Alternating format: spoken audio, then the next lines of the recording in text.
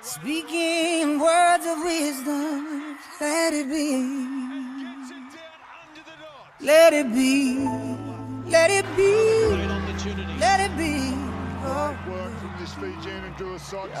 Just been a part of the Drua Brotherhood, the Drua Vuvale, being Fijian, obviously living overseas, but brings me down to my roots and brings me back home to play with the boys that are here.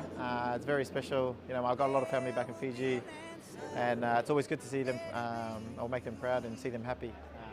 Yeah, obviously a very tough decision to make, but it's important that I spend some time with the family back home. The first 2 seasons have been great. Being a part of the first group to come through, being the pioneers of the Drua and Super Rugby has been special. Something that I always hold close to my heart.